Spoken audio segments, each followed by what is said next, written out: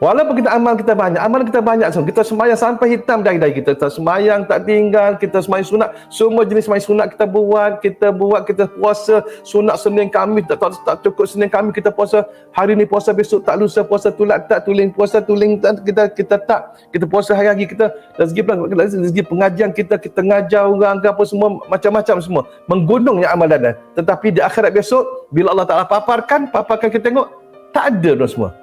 Kosong, tak ada amalan. Pergi haji, pergi umrah, orang bawa jemaah umrah 2-3 kali setahun bawa jemaah haji, tiap tahun bawa jemaah lagi, nak beritahu. Tapi bila di akhirat besok Allah Ta'ala paparkan, kosong. Ya Allah, kenapa? Di mana amalanku selama ni, ya Allah? Amalanku benar ni. Jadi maka di sini tuan-tuan semua, ulama beritahu kerana hati lah semua. Kerana hati satu je, kerana hati. Rasulullah SAW beritahu dia, dalam diri kita ni ada segumpal daging, segetul daging, segumpal daging. Kalau elok daging tersebut, maka eloklah segala anggota badan kita. Tapi kalau tak elok dia, maka tak elok segala anggota badan kita. Apa itu? Ketahuilah hati. Rasulullah SAW beritahu. Rasulullah beritahu tentang hati. Penjagaan hati kena jaga semua. Kerana apa? Salah satu semua ialah kedengkian. Dengki pada orang. Kita dengki pada orang semua, maka akan menghapuskan segala amalan kita.